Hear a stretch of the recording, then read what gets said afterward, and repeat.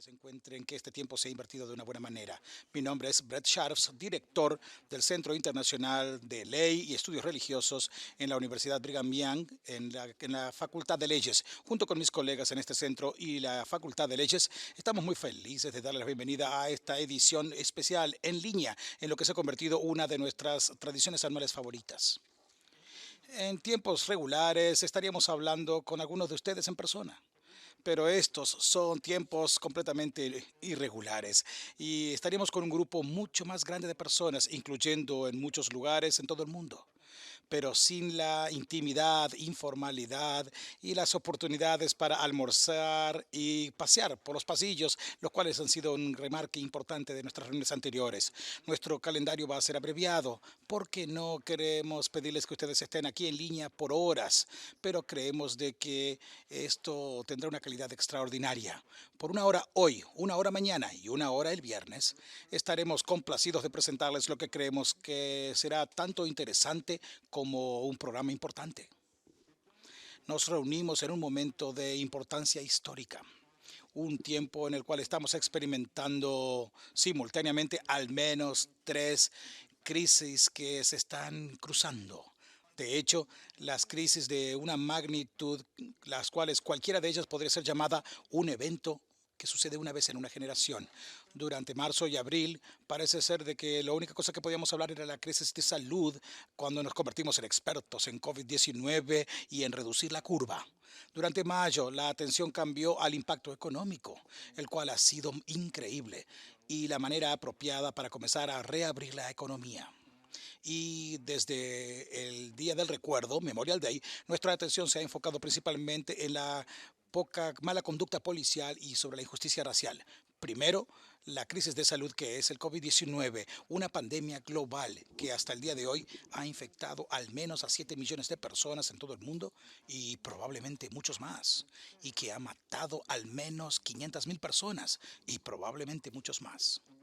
En los Estados Unidos solamente, el país con la mayor cantidad de casos reportados y de muertes, ha habido más de 2 millones de casos y han muerto hasta el momento más de 100,000 personas. Detrás de cada uno de estos números hay una persona y una familia quien está sufriendo su pérdida. No hemos visto una pandemia de salud global de esta magnitud desde la pandemia de gripe en 1918. Segundo, la crisis económica, más gráficamente ilustrado por los mayores niveles de desempleo desde la Gran Depresión de los años 30. Hemos experimentado órdenes de quedarnos en casa y encierros que han causado que la economía caiga a sus rodillas. Globalmente, la pérdida de trabajos está estimada en aproximadamente 200 millones de trabajos de tiempo completo. En marzo y abril, el desempleo en los Estados Unidos pasó de 3,5% a aproximadamente 15%, con más de 20 millones de personas presentando demandas de reclamos de desempleo. Los informes más recientes muestran de que el desempleo bajó al 13,3% en mayo, lo cual son buenas noticias, especialmente considerando el consenso de los expertos de que esto llegaría hasta el 20%, subiendo la esperanza de que la recuperación económica podría ser más rápida de lo que muchos temían. Pero el impacto económico del COVID será devastador para muchas familias y muchos pequeños negocios, un número desconocido de los cuales han cerrado para siempre. El impacto económico en otros países, especialmente para aquellos quienes están sin hogar o quienes han sido desplazados, refugiados o aquellos que viven en pobreza, estos van a ser terribles. Finalmente, con la muerte de George Floyd por agentes de policía durante un arresto en Minneapolis el 25 de mayo, hemos visto una ola sin precedentes de revolución racial, protestas pacíficas, al igual que ataques y robos violentos, tal vez como algo que jamás habíamos visto desde 1967 y 68. Un momento de unidad nacional, una expresión terrible con 8 minutos 46 segundos cuando un agente de policía se arrodilló sobre el cuello de George Floyd, tomando su vida mientras él gritaba, no puedo respirar. Rápidamente descendió en una diferencia partidaria en cuanto a la significancia y el sentido de lo que todos habíamos visto. Así que nos reunimos en una época increíble y diferente, una época de gran estrés e incertidumbre, y nuestra esperanza es que podemos darle justicia a este momento. Como comenzamos, me gustaría decirles un poco en cuanto a nuestro centro. El Centro Internacional de Ley y Estudios Religiosos es un centro académico ubicado en una facultad de leyes dedicado a la promoción de la libertad de religión y la creencia para todas las personas en todo lugar. Nuestra obra yace en la intersección de la ley, donde las soluciones prácticas para problemas dificultosos son labrados, y la religión, con implicaciones profundas para la convicción y la identidad, tanto para individuos como para comunidades, los cuales, para aquellos que sean religiosos o los que no lo sean. Nos esforzamos por cumplir esta misión al comprometernos en una investigación académica de calidad mundial, escritura y patrocinando reuniones tales como donde puede haber un diálogo informado, respetuoso y robusto en temas importantes involucrando las relaciones entre las comunidades de fe y el Estado. El año pasado, ayudamos a organizar conferencias regionales importantes o globales en más de 10 países, al igual que aquí en Utah y en Washington, D.C. Además, el año pasado participamos en conferencias en 7 estados, al igual que en más de 30 eventos adicionales en más de 20 países. Menciono esto porque tenemos participantes en esta serie de webinarios de muchos de estos países, al igual que de otros. A diferencia de la mayoría de nuestros otros eventos, la revisión anual de libertades religiosas se enfoca primariamente en problemas aquí en los Estados Unidos, pero le damos la bienvenida a nuestra audiencia global, incluyendo a muchos amigos y colegas de todo el mundo. Nuevamente, les damos la bienvenida y le agradecemos por unirse a nosotros. Sabemos que en estos días ustedes están inundados con información en línea. Nuestra esperanza es que esta breve de series en 3 sesiones durante los próximos 3 días sea valiosa y constructiva. Ahora, permítanme dar el tiempo a la profesora Elizabeth Clark, nuestra directora asociada, quien ha sido la principal organizadora de este evento.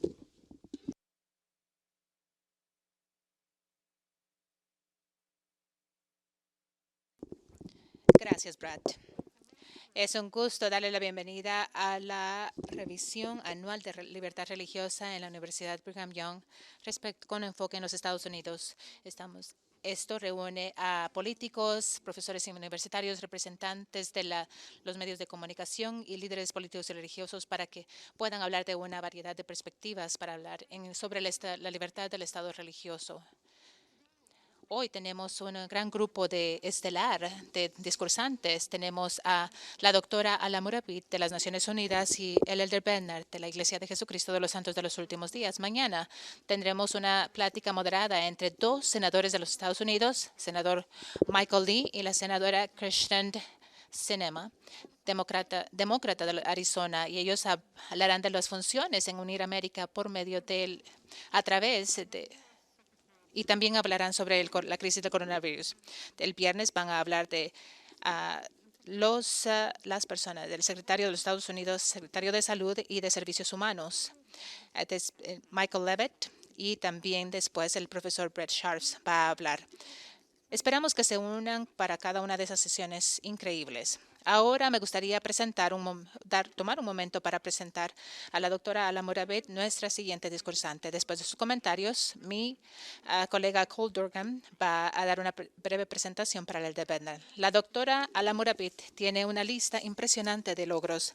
Es una médico y ella es una recipiente de la Cruz de Servicio Meritorio de Canadá, y también el secretario general de las Naciones Unidas la designó para trabajar y también es comisionada de alto nivel en el empleo y la salud y el crecimiento económico. Ella ha fundado organizaciones sin fines de lucro y con su liderazgo en reducción de conflicto y seguridad inclusiva.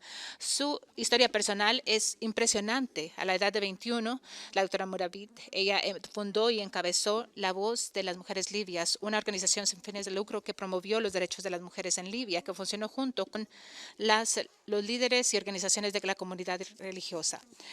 Y también ella tiene un video que lo han visto más de 5 millones de veces. Ella también sirvió el fondo de Malala, la Marcha Global para las Mujeres y ha sido nombrada por New York Times como una de las héroes de Trust Women, de Forbes 30, menos de 30. Y ahora vamos a escuchar a la doctora Moravec.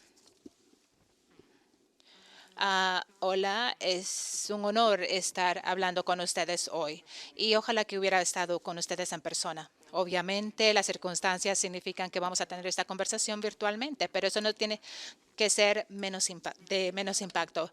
Para aquellos que no me conocen muy bien, yo soy Ala Moravec. Soy una comisionada de alto nivel de las Naciones Unidas, soy una defensora de SDG y soy nueva mamá, así que estoy durmiendo menos de lo que me gustaría, pero sobre todo soy una persona de fe. Yo fundamentalmente veo al mundo con un lente que tiene misericordia, amor y compasión. Y veo el poder con ese mismo lente también.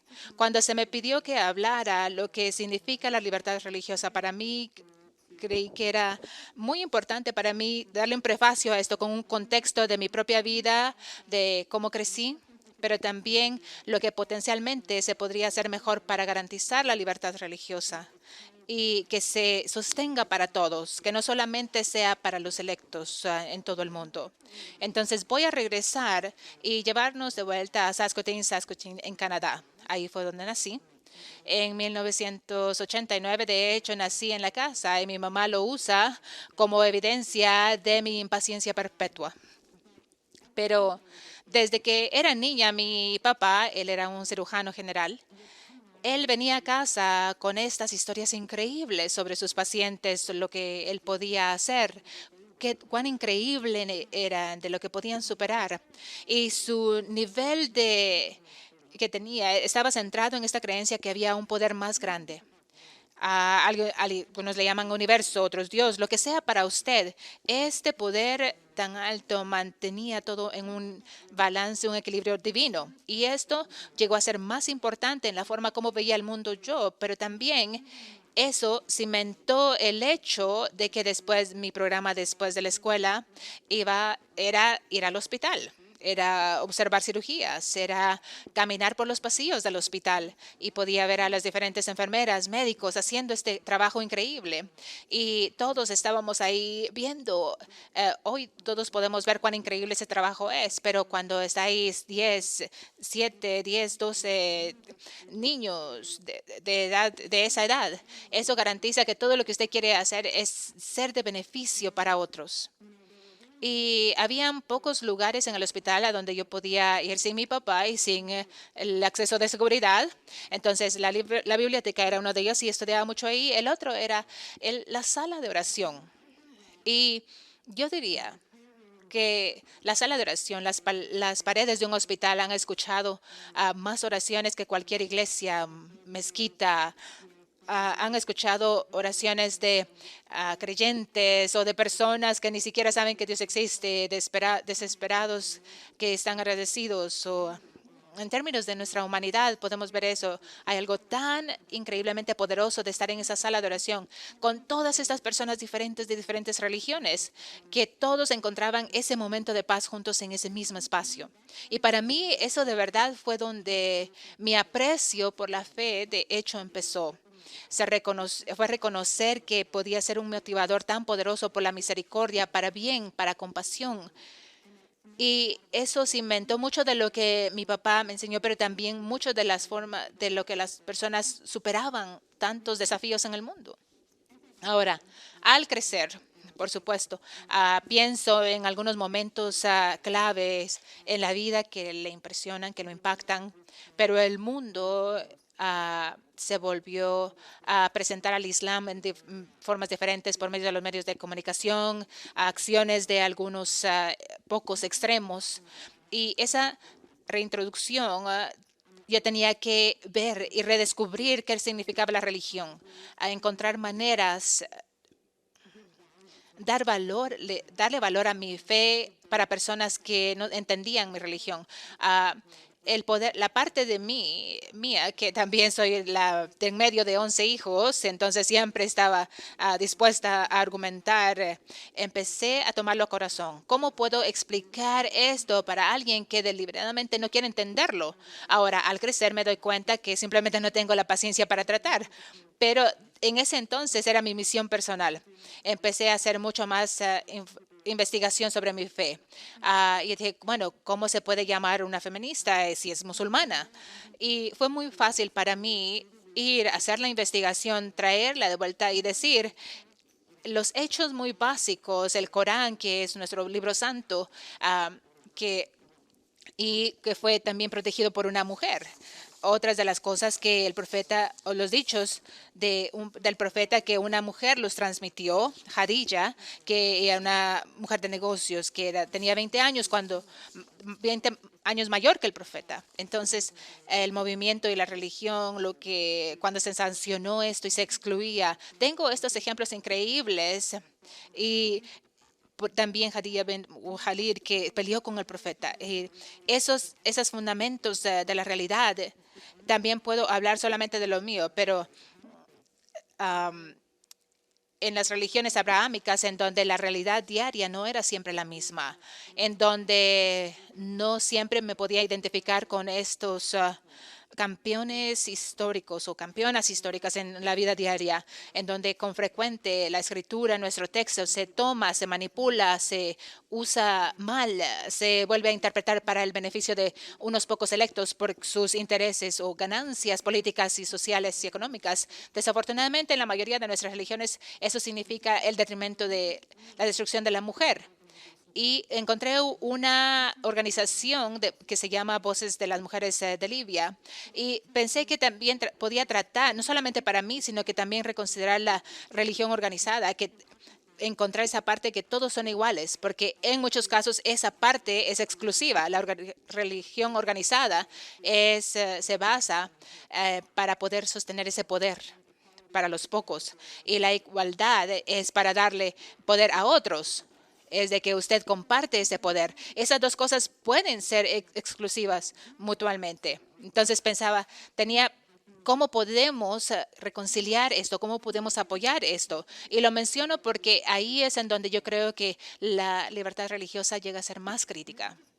La libertad religiosa llega a ser más crítica cuando nosotros estamos explorando los espacios fundamentales en nuestras comunidades religiosas, pero también cuando estamos retándolas con nuestra propia fe, con la fe colectiva, para decir que la forma en la que usted está interpretando esto puede que no sea correcta. La forma como se está aplicando a algunos selectos de nuestra comunidad no es justa. No se refleja en la historia de nuestra fe, no se refleja en las tradiciones, en las leyes, en la religión en sí.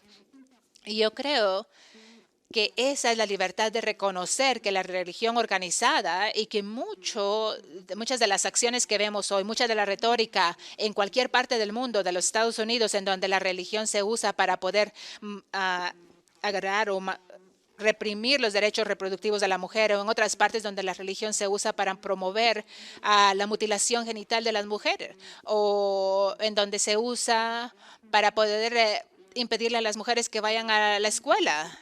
Se usa como la misma base de no tener hijas en primer lugar.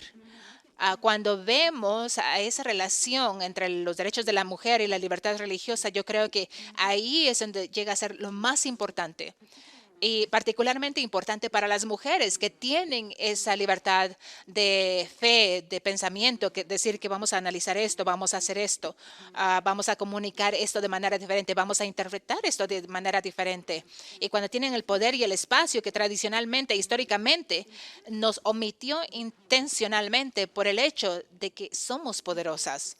Entonces, cuando yo tenía 21 y yo fundé esta Voz de las Mujeres de Libia, eso llegó a ser una prioridad. ¿Cómo creamos el espacio para que las mujeres participen en estos ámbitos de fe? Y fue para nivelar la fe, me permitió hacer eso, para poder meterme otra vez en esos espacios religiosos y decir lo que estamos haciendo hoy no está en paralelo con lo que debería ser. Ahora, la razón por la que yo doy este prefacio es con historias personales. Yo creo que es muy difícil para que algo tan personal como lo es la fe, a pesar del hecho de que Personalmente, voy a reconocer que me encantan los datos, las estadísticas, todos los que me conocen saben, pero para mí es algo muy personal. La libertad de religión indica todos los datos, es estadísticamente importante, ya sea que los porcentajes de la religiosidad bajen en algunas partes, suban en otras, pero es algo cíclico, algo que flota, algo que tiene un fundamento significativo, que tiene una estructura legal en todo el mundo. Hasta en los estados más seculares, el dinero todavía dice en Dios confiamos. La importancia de la religión creo que no tengo que decirlo tanto y que estoy predicándole a los que ya lo saben, pero implica esa parte tan importante. Y la razón por la que lo hago con historias personales es de que la fe es algo inherentemente personal. Es algo que de lo que nosotros ganamos fortaleza en cualquier manera. Algunos tienen fe en su pareja, en su familia, en su trabajo, en lo que sea. Algunas personas tienen fe en Dios, otros en sus habilidades para jardinería.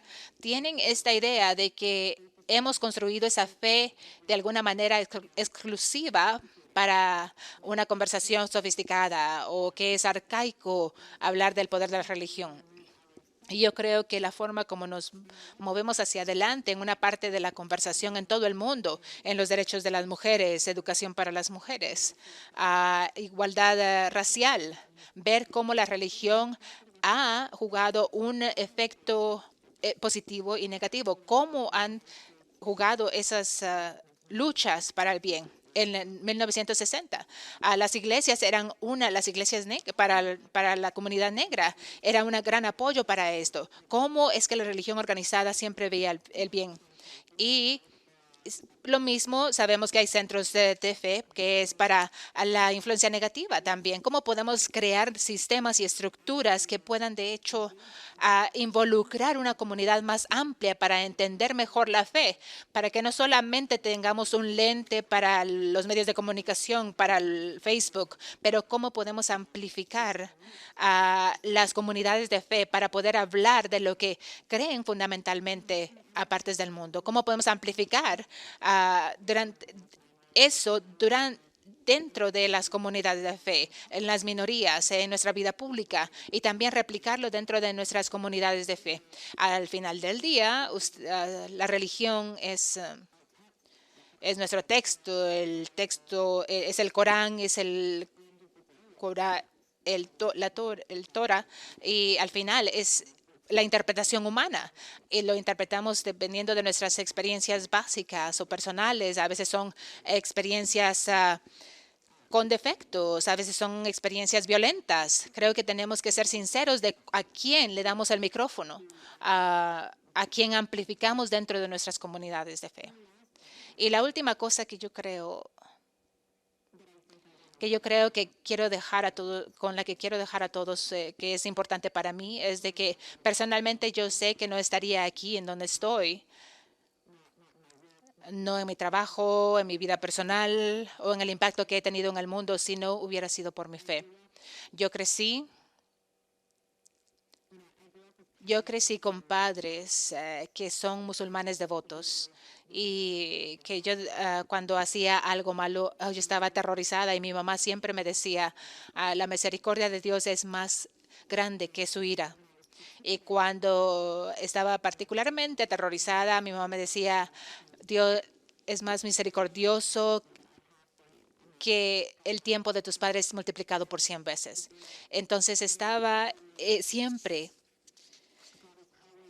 Dios siempre está buscando formas de apoyar, de disculparlo y de ver lo bueno en usted. Y yo recuerdo cuán poderoso era eso para mí escuchar como niña, que siempre podía mejorar, que siempre había un espacio para mí, que siempre se me sostenía en una confianza sagrada con Dios, si eso tiene sentido. Y que si yo tenía un problema, tenía un lugar a donde ir. Si tenía un desafío, tenía un lugar a donde ir. Y eso no significa que yo no tenía que nivelar otras cosas, que no necesitaba buscar apoyo cuando lo necesitaba, apoyo médico, apoyo social o lo que sea. Pero es decir, que crecer me dio la sensación de imposibilidad. de que si cometía un error, yo podía disculparme. Si quería tratar eso, podía hacerlo. Esa cantidad, esa cantidad de poder, creo, es algo que nos transforma.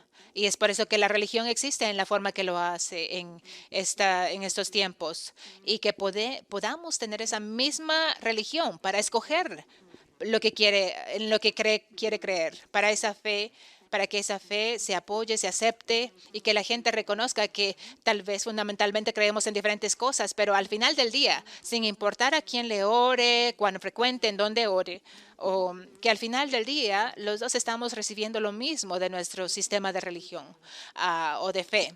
Los dos estamos recibiendo apoyo, misericordia, compasión y amor.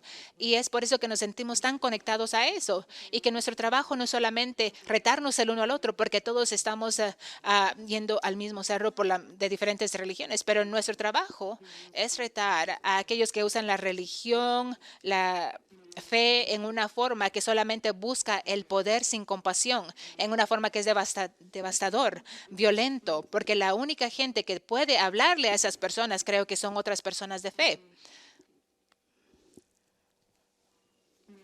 ¿Saben? Es difícil. Es una conversación tan íntima y en una forma tan que no es íntima. Estar sentada en la cara, sus hijos pueden estar haciendo ruido en el fondo, están preguntándose qué van a hacer en un mes o que si va a regresar a clases en septiembre. Es una forma tan poco íntima porque no puede conectarse y tener esas conversaciones difíciles que vienen cuando hablamos de la libertad de fe. No tenemos esas conversaciones sinceras que hoy particularmente tenemos que tener sobre cómo podemos elevar y apoyar y amplificarnos el uno al otro, aún en los tiempos más difíciles. Y aún así, sin importar la forma como tenemos que tener esta conversación, estoy agradecida de que ustedes lo están haciendo, que la Universidad Brigham Young, que todos estén aquí, que esta plataforma existe, porque en tantas partes del mundo la libertad empieza con poder hablar de eso y eso es casi imposible a veces, el poder escuchar diferentes perspectivas y reconocer que cada una de nuestras perspectivas tiene esa legitimidad, particularmente para nosotros, pero también para muchas personas que se sienten igual. Entonces, estoy agradecida de que esta plataforma exista, que podamos tener esta conversación. Estoy aquí para más y ojalá estuviera ahí para responder preguntas y de hecho involucrarme en lo que yo sé que hubiera sido una conversación increíble, desafiante tal vez, pero los voy a dejar con una pregunta crítica y es, si usted es una persona de fe, ¿cómo está nivelando su fe para garantizar la calidad? ¿Cómo está nivelando lo que usted sabe para crear compasión, misericordia y retar mucho de lo que se nos ha enseñado sobre el poder y la fuerza? ¿Cómo está nivelando su fe? Y voy a tomarlo un paso más allá para decir de que aunque no tenga esa fe, pero en cualquier espacio donde tenga poder, la universidad, su comunidad de fe, si es su propio hogar, especialmente en su hogar, ¿cómo está nivelando esa esfera de poder que usted posee para crear oportunidad y espacio para otros? Tener esa conversación difícil, a estar dando a las personas que son más cercanas a usted, tal vez que son más arcaicas, exclusivas o negligentes, puntos de vista negligentes, arcaicos, son puntos de vista racistas, sexistas. Tienen esa conversación difícil en casa, porque yo creo que el mismo centro de lo que yo he aprendido es que es justo, que es responsable, que en Islam tenemos un dicho, es de que habla en contra de aquellos que han causado injusticia, aunque sean sus padres, hermanos o hijos. Y yo creo que esa es la prueba en la que estamos ahorita. ¿Cómo vamos a estar ahí el uno para el otro? ¿Cómo estar ahí para los derechos del uno al otro? Reconocer de que si pueden venir por usted y los suyos, tal vez van a venir por mí y los míos después. Y yo creo que es un tiempo muy importante para tener esas conversaciones. Y estoy agradecida por donde empecemos. Muchas gracias. Ojalá que tengan un día increíble y estoy aquí para cualquier pregunta o preocupación que tengan. Comuníquense conmigo.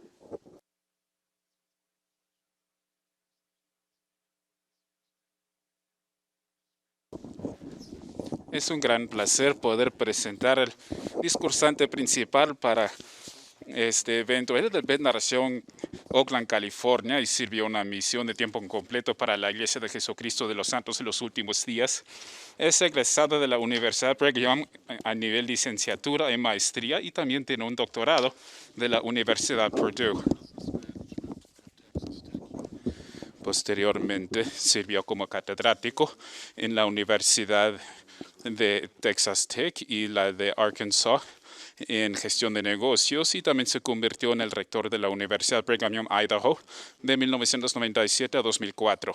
Mientras tanto, sirvió como obispo, como presidente destaca 2 veces, como representante regional y como 70 de área. Y el 7 de octubre de 2004 fue ordenado y apartado como miembro del Quórum de los 12 Apóstoles de la Iglesia de Jesucristo de los Santos de los Últimos Días. Por lo tanto, el Elder Bednar tiene amplia experiencia en las formas en que la libertad religiosa bendice las vidas de individuos y organizaciones, y las formas en que eso a cambio beneficia a la sociedad a nivel general, y es muy sensible a los desafíos que han llegado haciendo adaptaciones en las últimas semanas y meses al virus COVID-19, y está en una posición excelente para hablar sobre el tema del repaso anual, la religión y la libertad religiosa en la época del COVID-19, hallar comunidad y esperanza. El Elder Bednar será nuestro último discursante, y después de sus comentarios se pondrá información sobre cómo acceder a las sesiones subsiguientes del evento en Facebook, YouTube y en el sitio del repaso anual. Elder Bednar.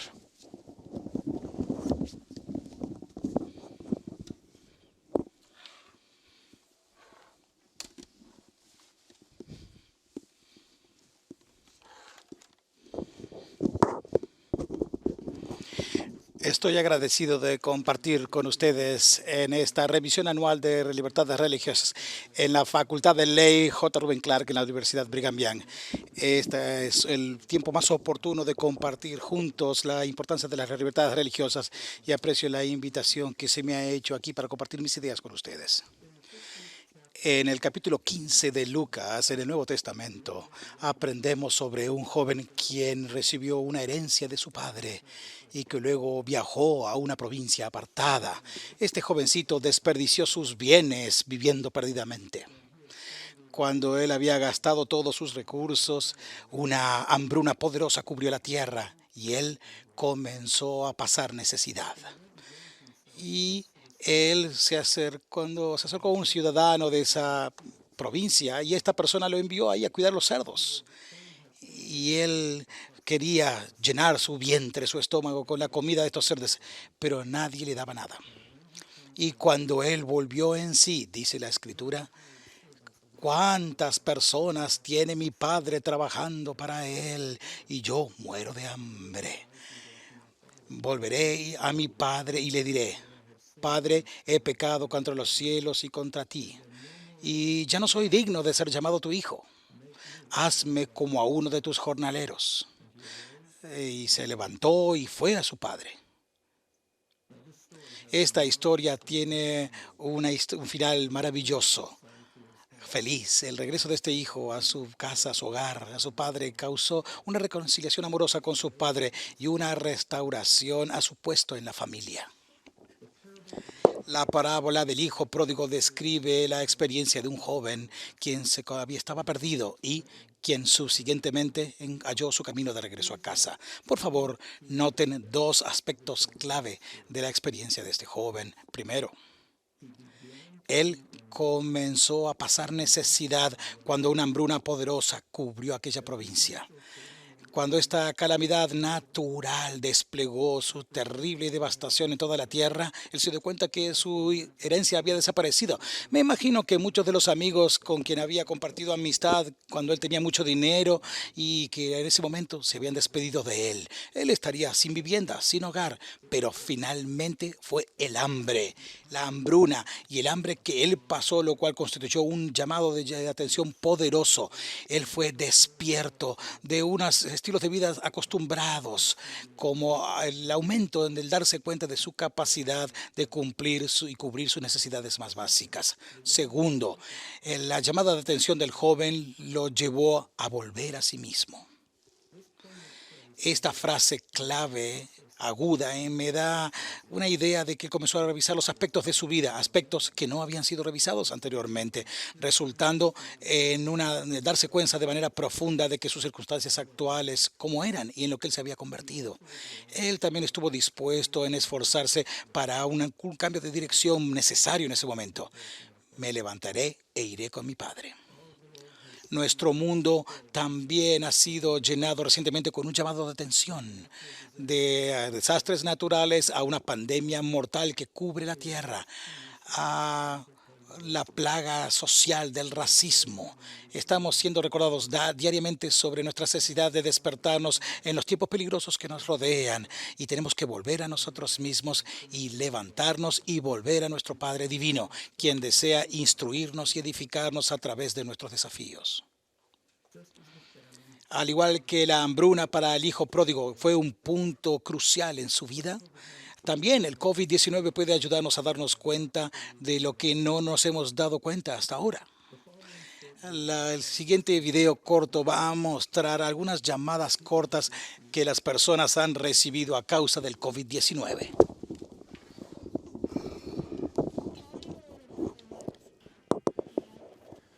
Cuéntame el cuento y luego me acosté.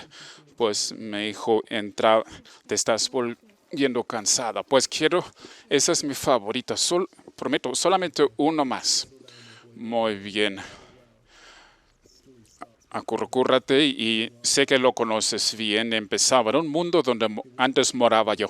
Era un mundo de maravilla, de pobreza y de riqueza. Antes de que entendiéramos las cosas desde el punto de vista del 2020. Fíjate que la gente hacía empresa para comercio en todas las tierras y se volvían cada vez más grande que lo que habíamos planeado. Siempre tuvimos necesidades, pero ahora llegó tan pronto que uno podía conseguir lo que uno quisiera en un solo día, con un solo clic. Nos dimos cuenta de que familias paraban de hablar y creo que se iba el significado. Y los ojos de los niños se pegaban a las pantallas y filtraban las imperfecciones, pero en medio del ruido se sentían solos. Y todos los días los cielos se volvían más nublosos hasta que no se pudieran ver las estrellas, así que las buscábamos desde los aviones y la tierra la llenábamos de autos, dando vueltas todos los días y se nos había olvidado cómo correr. Volvimos más pequeños a los parques hasta que desaparecieron y llenamos los mares de plástico hasta que cada día cuando uno iba de pesca uno sacaba ya los peces ya envueltos y cuando bebíamos y fumábamos y apostábamos nuestros líderes nos enseñaban que es mejor no molestar a los que dan el dinero. Pero luego, en el 2020, llegó un virus nuevo. Reaccionaron los gobiernos diciéndonos que nos escondiéramos y estando escondidos en el miedo, mientras tanto, la gente limpiaba sus instintos, se acordaban cómo sonreír, empezaban a decir gracias, llamando a sus madres y mientras no usaban los carros, se ponían a correr. Y la tierra empezó a respirar y las playas se llenaban de vida en los mares y algunas personas comenzaban a cantar y otras tocaban música y otros horneaban, pero había buenas nuevas. Así que cuando hallamos la cura y se nos permitió salir, todos preferimos ese nuevo mundo que hallamos en lugar del que habíamos dejado atrás y se quedaron extintos los hábitos viejos, dejando lugar para los hábitos nuevos. Pero ¿por qué se necesitaba un virus para juntar a la gente otra vez?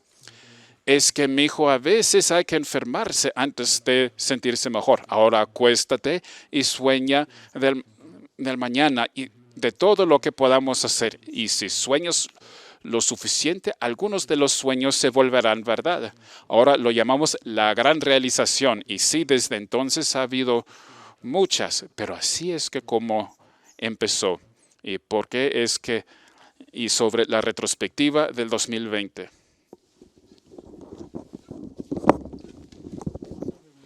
Hace muchos años pasé un domingo en la tarde en el hogar de mi socio apostólico Robert D. Hales, cuando él se estaba recuperando de una enfermedad grave.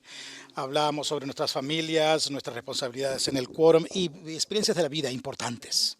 En cierto momento le pregunté al elder Hales: usted ha sido un esposo, atleta, piloto, ejecutivo de negocios y líder de la iglesia exitoso.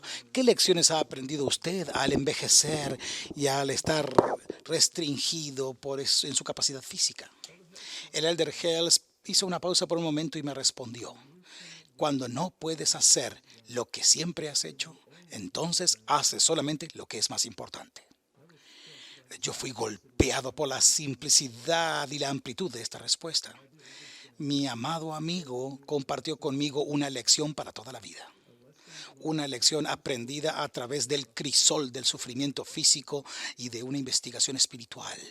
Para el elder Hales, las limitaciones que eran consecuencia natural del envejecimiento, de hecho, se habían convertido en fuerzas importantes de aprendizaje y crecimiento espiritual. Los mismos hechos que parecían haber limitar su efectividad se convirtieron en una de sus fortalezas más importantes. Las restricciones físicas expandieron su visión. El vigor limitado priorizó sus cosas importantes, le limitó a él, le incapacitó a hacer sus cosas, pero esto enfocó su vista a las cosas más importantes. Así que las restricciones y las limitaciones pueden ser bendiciones maravillosas si tenemos ojos para ver y oídos para oír. Y esta misma verdad se aplica a todos nosotros hoy cuando disputamos y batallamos con esta gran pandemia. Los siguientes ejemplos marcan algunas de las cosas que tal vez ahora podemos ver más claramente a causa de las demandas y las limitaciones que se nos han impuesto a causa del COVID-19. El COVID-19 nos ha alertado en cuanto a muchas de las limitaciones en los procesos de cadenas de suministro, trayendo alimentos de las granjas a nuestras tiendas y a nuestros hogares. El COVID-19 nos ha alertado sobre nuestra dependencia en naciones extranjeras en cuanto a muchos de nuestras medicinas, productos farmacéuticos y una amplia variedad de otros productos estratégicamente importantes. El COVID-19 nos ha alertado en cuanto a muchas de las limitaciones de tener un inventario solo para sobrevivir el momento para las plantas de manufacturación y para los negocios de venta al público. El COVID-19 nos ha alertado sobre muchas de las deficiencias en nuestros sistemas de salud nacional y local. El COVID-19 nos ha alertado sobre la importancia de defender los límites entre la libertad personal, los derechos constitucionales y la autoridad del gobierno. El COVID-19 nos ha alertado en cuanto a muchos ataques sobre las libertades de religión, expresión y reunión. Y la lista sigue adelante. El timbre del reloj alarma del COVID-19 continúa sonando y sonando y sonando. La revisión anual es un momento para reflexionar en cuanto a las libertades religiosas y su lugar en la ley, la nación y nuestras vidas personales. Al hacer esto durante este momento de COVID-19, afila nuestro enfoque. Esta crisis presente puede ser un momento en el cual nosotros también caigamos a nuestros sentidos, volvamos a nosotros mismos y nos demos cuenta de que tal vez ahora, como nunca antes, qué tan preciosas y frágiles son las libertades religiosas. Una realización clave es que para la mayoría de las comunidades de fe, el reunirse para adorar, hacer sus ceremonias y para hermanarse es esencial. No es solamente una actividad social disfrutable. Por ejemplo, el reunirse es un elemento poderoso, especialmente en la doctrina de la Iglesia de Jesucristo de los Santos de los Últimos Días. Una misión central de la iglesia es reunir y recoger a la familia de Abraham y para todos aquellos que estén dispuestos para traerlos a las ordenanzas y convenios del Evangelio del Salvador. A través de ese recogimiento creemos que Dios establecerá un pueblo quienes serán uno en corazón y uno en mente, quienes morarán juntos en rectitud y paz, y quienes se amarán y cuidarán unos a otros tan completamente que no se encontrará pobres entre ellos, espirituales ni físicos. En las escrituras antiguas y modernas el Señor llama a tal pueblo y a tal lugar Sión. Sión es donde moran los puros de corazón y es donde Dios mismo puede morar entre su pueblo. Creemos de que tal recogimiento es esencial antes de que el Mesías vuelva a la tierra. Esta visión del recogimiento ha sido una motivación de impulso para los santos de los últimos días desde los primeros días de la iglesia y ha inspirado a nuestros miembros a que se reúnan primero en Ohio, luego en Missouri y finalmente en Illinois. En cada etapa, el gobierno y los populachos se combinaron para perseguir y desparramar a nuestros miembros hasta que ellos eventualmente encontraron un lugar de recogimiento fuera de los Estados Unidos, en lo que más tarde se convirtió en el estado de Utah. Esta visión ha inspirado la construcción de nuestros sagrados templos, en el cual se pueden hacer ordenanzas sagradas y convenios para unir a las familias eternamente a Dios. Y esta visión continúa inspirando a los santos de los últimos días para que se reúnan en sus congregaciones locales para adorar a Dios y a su Hijo Jesucristo, participar del sacramento de la Cena del Señor y fortalecer, servir y hermanar unos a otros. El estar en la presencia de unos de otros es una experiencia única e irreemplazable. En la cristiandad, el Dios del Antiguo Testamento vino a su pueblo en la carne. Jesucristo tocó a su gente, los abrazó, los sanó, los ministró. Y creemos que se nos llama a hacer lo que Él hizo. Él enseñó, donde 2 o 3 estén congregados en mi nombre, allí estoy yo en medio de ellos. Por supuesto que los santos de los últimos dientes están deseosos de participar en estas cosas con la comunidad, al igual que los católicos, ortodoxos, protestantes y amigos evangélicos, el reunirse para la misa, bautismos, confirmaciones, sermones y una cantidad ilimitada de otros propósitos religiosos. Nuestros amigos judíos se reúnen para adorar en sus sinagogas. Nuestros amigos musulmanes se reúnen en sus mezquitas. Nuestros amigos en las tradiciones de fe budistas o sikh, de la misma manera, tienen lugares sagrados para reunirse y adorar juntos. El reunirse, en resumen, es la esencia de la fe y la religión. De hecho, si los fieles no se están reuniendo, tarde o temprano van a comenzar a perderse. Y a causa de que el recogimiento y la reunión está en el corazón mismo de la religión, el derecho de reunirse está en el corazón mismo de la libertad religiosa. Creo de que es vital que reconozcamos que las restricciones del gobierno, que han sido tan rápidos, que han prohibido las reuniones religiosas al comienzo de la crisis del COVID-19, realmente fueron extraordinarias. En lo que pareció ser un instante, la mayoría de los gobiernos occidentales y muchos otros simplemente prohibieron la adoración comunitaria. Estas restricciones eliminaron las celebraciones públicas de la Pascua cristiana, la Pascua judía, Ramadán y otros días sagrados en todo el mundo. Ningún otro evento en nuestra vida y tal vez ningún otro evento desde la fundación de esta nación ha causado este tipo de disrupción mundial de las reuniones religiosas y de adoración. Las restricciones del COVID-19 afectaron a la Iglesia de Jesucristo de los Santos de los Últimos Días en una manera única. La Conferencia General de abril 2020 de la Iglesia, una celebración del bicentenio de la primera visión del profeta José Smith, tuvo que ser transmitida a una audiencia global desde un pequeño auditorio, con solamente un puñado de personas en asistencia, en vez de transmitirse desde nuestro centro de conferencia enorme con una congregación de más de 20,000 personas. Claramente, los gobiernos tienen un deber afirmativo de proteger la salud pública y la seguridad. Y yo creo que los agentes públicos, en la mayoría de los casos, hicieron lo correcto para proteger al público del virus. El marcar líneas apropiadas para proteger la salud pública y los ejercicios religiosos en la pandemia, esto es algo muy desafiante. Pero no podemos negar y no debemos olvidar la rapidez y la intensidad con la cual el poder del gobierno fue utilizado para terminar y cancelar aspectos fundamentales del ejercicio religioso. Estas decisiones y regulaciones no tienen precedente.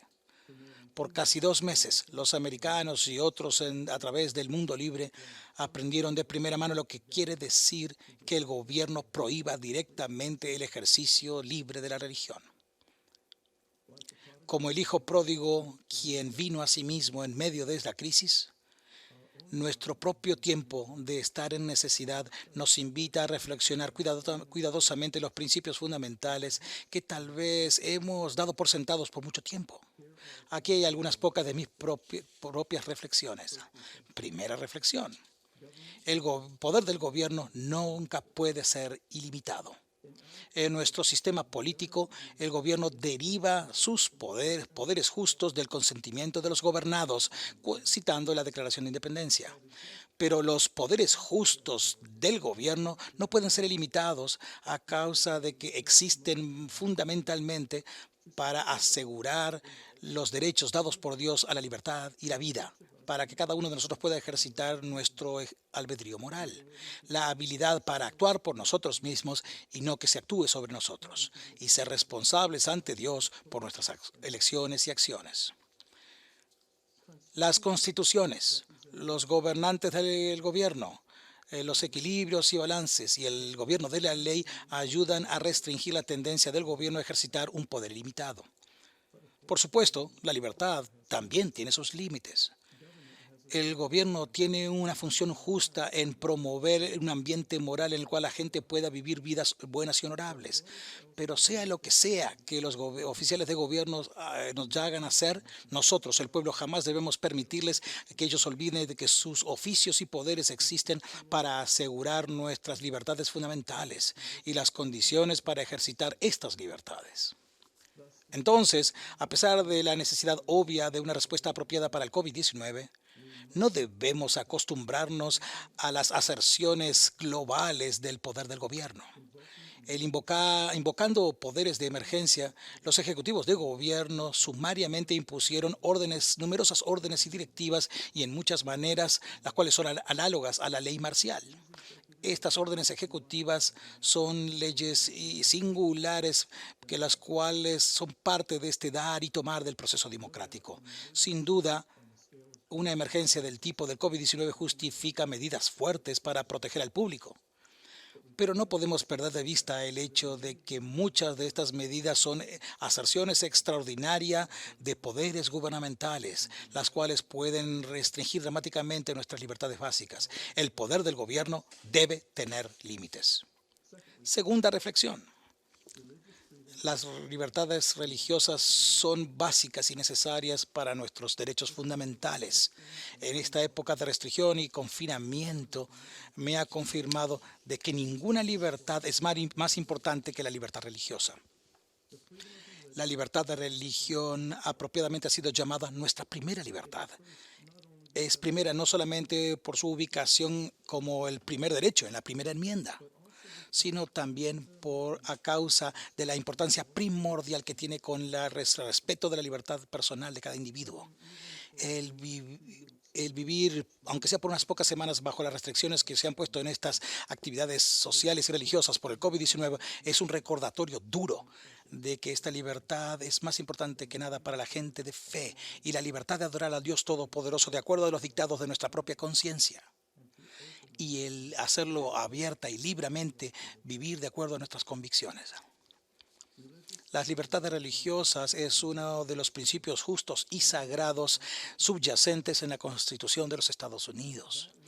Esa libertad surge de ahí y además apoya y refuerza todos los otros derechos protegidos por la primera enmienda. El derecho de hablar libremente, de utilizar una prensa libre y vivir juntamente y reunirnos con otros y peticionar al gobierno que nos reembolse por nuestros ataques y agravios. La libertad religiosa es un baluarte que se presenta en contra de los poderes del gobierno, protege el derecho de cada uno para pensar por sí mismos, de creer lo que uno crea que sea verdadero y el de ejercitar la libertad religiosa de acuerdo a esto. Asegura el espacio necesario para vivir con fe, integridad y devoción. nutre familias fuertes, protege las comunidades de fe y la rica y poderosa relación que estos hacen posible.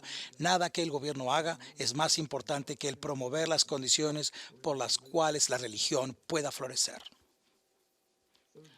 Tercera reflexión. Las libertades religiosas son frágiles. Como hemos experimentado recientemente, la libertad religiosa puede ser rápidamente hecha a un lado en el nombre de proteger otros intereses sociales. A pesar de los riesgos del COVID-19, las jurisdicciones norteamericanas declararon como esenciales a numerosos servicios relacionados a alcohol, animales, marihuana y otras preocupaciones. Pero a menudo las organizaciones religiosas y sus servicios fueron simplemente consideradas como no esenciales, aun cuando sus actividades podrían ser llevadas adelante de una manera segura. En el nombre de proteger la salud y la seguridad física o llevar adelante otros valores sociales, los gobiernos a menudo actuaron sin darle importancia el hecho de proteger la salud espiritual y la seguridad de la gente. A menudo parecía que olvidaban de que el asegurar las libertades religiosas es tan vital como asegurar la salud física. Cuarta reflexión. En una época de crisis, herramientas sensibles son necesarias para balancear las demandas de la libertad religiosa con los intereses justos de la sociedad. De ninguna manera estoy diciendo de que las libertades religiosas deben ser ilimitadas en medio de una pandemia. Tampoco estoy diciendo de que todos los oficiales de gobierno han dejado de prestar atención a los derechos religiosos. No estoy diciendo eso para nada. Lo que sí estoy diciendo es que no podemos hacer a un lado las reclamaciones válidas de libertades religiosas en una época de crisis, de lo que podemos hacer a un lado las reclamaciones válidas de libertad de expresión, libertad de prensa o libertad de confiscaciones e investigaciones irrazonables. Tampoco podemos priorizar los intereses seculares sobre los derechos religiosos. Una crisis de salud no debería ser una excusa para que haya una crisis de la libertad religiosa. Creo de que todos debemos recordar un principio clave, específicamente, la religión no debería ser tratada menos favorablemente que actividades seculares análogas. Por ejemplo, las órdenes de un Estado impidieron que los sacerdotes católicos ungieran a sus parroquianos con aceite sagrado para realizar la extrema unción, aun cuando ni el sacerdote ni el practicante estaban enfermos en cuanto a esto, y aun cuando ellos usaban máscaras y globos y guantes, y aun cuando el aceite se aplicó con un hisopo. En el mismo estado, mi iglesia no fue autorizada a realizar bautismos, aunque se hicieran de las condiciones más seguras. El proteger la salud física de una persona del coronavirus es, por supuesto, importante, pero también lo es la salud espiritual de la persona. Ese mismo estado permitió que los abogados se reunieran con personas para hablar sobre sus necesidades legales, permitió que los doctores se reunieran con personas para administrar problemas de su salud y permitió de que los cuidadores de salud administraran comida para aquellos quienes tenían necesidades de nutrición, pero no permitió que un clérigo administrara las necesidades religiosas de una persona, aun cuando los riesgos de todas estas actividades eran necesariamente los mismos. Este ejemplo y muchos otros similares podrían ilustrar una devaluación profunda de la religión. Nosotros podemos y debemos hacer algo más. También creo de que siempre debemos recordar un segundo principio clave. Los legisladores, aún en una crisis, deberían limitar el ejercicio de la religión solamente cuando es verdaderamente necesario para preservar la salud y la seguridad pública. Cuando las necesidades de una sociedad son grandes, los oficiales aún deberían preguntarse de si hay alguna manera de enfrentar esas necesidades, además de sobrecargar y prohibir el ejercicio de la religión. Con buena voluntad y un poco de creatividad, se pueden encontrar maneras siempre para cumplir las necesidades de la sociedad y el imperativo de proteger las libertades religiosas. Después de todo, el virus del COVID-19 no atrae solamente a las personas religiosas. Como la mayoría de nosotros ahora reconoce, una variedad de métodos pueden ser utilizados para mitigar los riesgos de que el virus, lo cual no requiere que hayan provisiones graves en cuanto a la adoración religiosa o las reuniones. La crisis del COVID-19 nos ha presentado con una oportunidad única para reafirmar y fortalecer y apuntalar nuestras libertades religiosas. Hemos visto que un cambio rápido del gobierno, que aunque fue intencionado, logró un cambio y una limitación para proteger las libertades de religión. ¿Escuchamos el timbre del despertador? Esta es una llamada de atención para todos nosotros. Estos límites y protecciones fundamentales deben ser sanados, renovados y fortalecidos. A pesar de que los creyentes en sus organizaciones religiosas pueden ser buenos ciudadanos en un tiempo de crisis, no podemos permitir que los oficiales de gobierno traten la libertad de religión como algo no esencial. Nunca más el derecho fundamental de adorar debería ser trivializado debajo de la capacidad de comprar gasolina. En medio de la crisis, el hijo pródigo en la parábola bíblica vino a sí mismo y comenzó el largo viaje de regreso a casa. Sin duda, en ese momento él se dio cuenta del error de sus decisiones. Pero más fundamentalmente pienso de que él también se dio cuenta de que se había olvidado de quién era. Ahí, en medio de los cerdos, él se dio cuenta. Y allí todo cambió. En nuestros deseos entendibles de volver del COVID-19, nosotros también como sociedad tal vez nos hayamos olvidado de algo, de lo que somos y en cuanto a qué es lo más importante.